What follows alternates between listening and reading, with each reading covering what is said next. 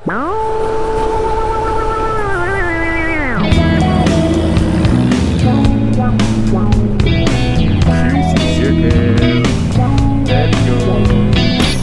ko din nagputok ng medyo malayo. Buso, buso. Ang ganda. Welcome to Marinaki. Uy, bagyo! Grabe ang pag. Hindi na makita yung punta pa sa kabila eh. Ayun mo,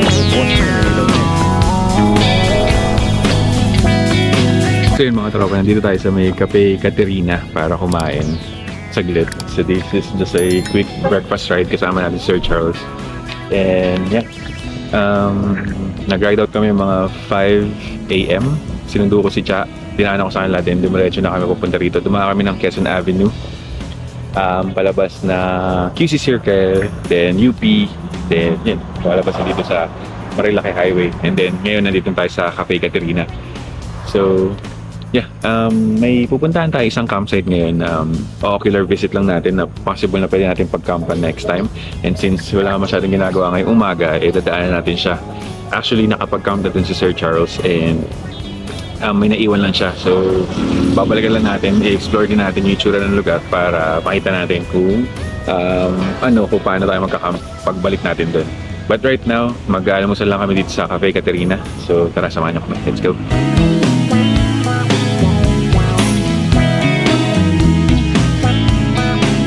Order kami ng chick and tapsilog for breakfast. Grabe yung view dito, tingnan nyo. Grabe usok to, no? Malabas sa bundok. Ay, fog pala, usok to dun. Mag-aalis siya ito pa lang, 6:40. Solid. Kasi nakakain na kami dito. Nagligpit kami konti, wala man lang nagsabing thank you. Joke lang. Entitled to po. Entitled eh. So yun, pupunta na namin yung campsite. Green Haven Heights. Green Heights yung name. Bago siyang campsite. Dito pala yan sa may barangay Cayabo banda. So malapit kila Kuya Oscar kung sakali. Pupunta natin yun, tingnan natin kung gaano kaganda yung place. So let's go. Let's go! So yung mga mapapat pa dito sa may Marilaki, yan, isa yung Cafe Caterina sa pwede nyong kainan. Actually maraming kainan dito sa gilid. Saan sarap mag-ride ng weekday? Wala ka masyadong kasabay. Takal ko din nag-motor ng malayo pala. And this is the first after a few months na hindi nakapag-motor dahil nagbabagyo. I mean, sunod-sunod yung low pressure na nagiging bagyo. Ito na, papasok ko tayo dito sa Batanggasan. So normally, pagka weekends, meron dito magbabayad kayo dyan na environmental fee. Pero pag mga weekdays, so walang nagbabantay. 50 pesos per car. Pag motor, 20 to 30 pesos. Basta ganun. Basta may binabayaran dyan, pero ngayon wala eh. Kaya dito na tayo papasok ng Santa Ines.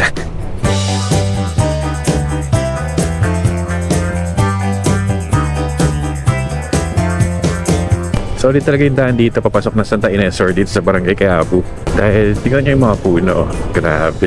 As in napapaligira kayo ng nature. Kaya naparaming campsite dito eh.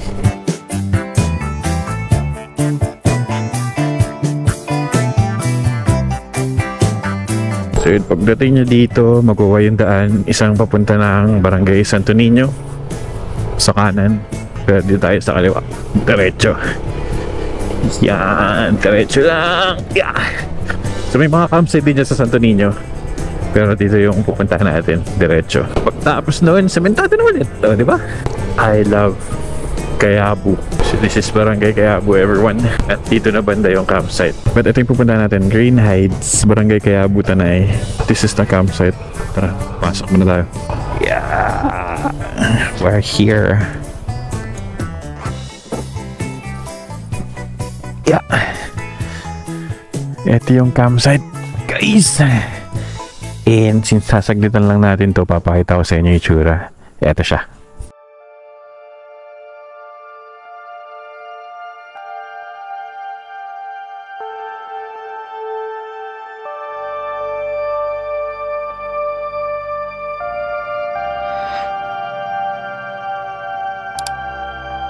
So ito pala yung mga pwede mong pagkampa ng tent. Ano, nilagyan na nila ng parang mga hangin para daw hindi siya maputik pagka nilagyan ng tent. Tapos may mga awning na, may mga shade. Ito pa isa. Tapos may shade din yan sa taas.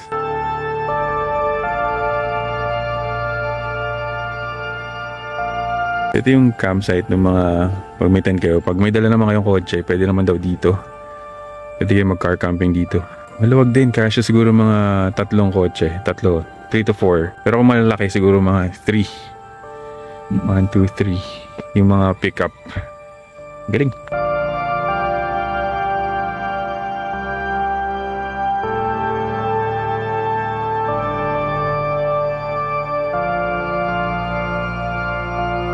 Lawak. Buti may mga awning na so pwede kayo mag-tent sa baba. Kasi nga nilagyan na nila ng mga parang buhangin sa ilalim para hindi maputik. Tapos ito yung CR nila.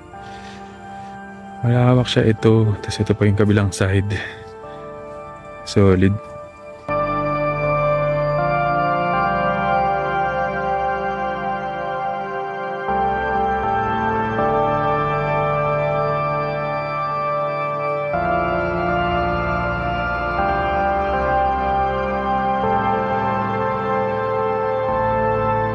So yun, nakita natin yung itsura ng place. Napaka ganda, maluwag pala dito. Tapos yun nga yung sinasabi ni ate, this is the 12K, itong buo pala na to. Tapos dun sa loob, yung pinaka mismong tent pitching area nila, meron lang 1, 2, 3, 4, 5 yata dun talagang exclusive. Pag magka-camp kayo dito is limited yung tao, kailangan mong pa-reserve. Halos di sila nagtatanggap ng walk-in kasi nililimit nila yung tao dun sa merong spots lang para hindi siya overcrowded and may space kayo kada camper. So meron na dun mga space. Pwede kayo mamingwit, merong playground pambata, kahit pa paano, merong car camping spot. Sobrang solid dito. Puntahan nyo. Makatarungan yung price niya para sa itsura at sa service. Kasi mabait din. Masarap kausap yung nagbabantay or yung caretaker.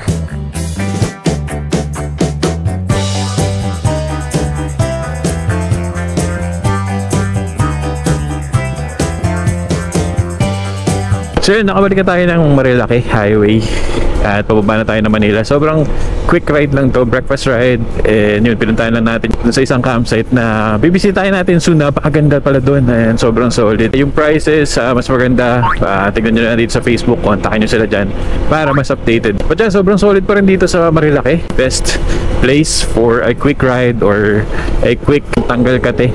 Solid talaga itong Marilaki. Napakaraming pwedeng puntahan, daming campsites, daming cafes, daming restaurants. Kaya maraming salamat kung umabot kayo hanggang dito. And if you like this type of vlogs, travel vlogs, experience vlogs, kindly subscribe to the channel. Subscribe na rin kayo sa tropa natin, Sir Charles, nasa likod siya. Julius sa Plumibaw.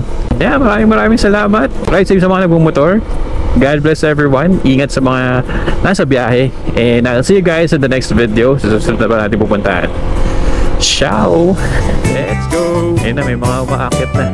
So, hanap lang tayo ng suman dito. Suman.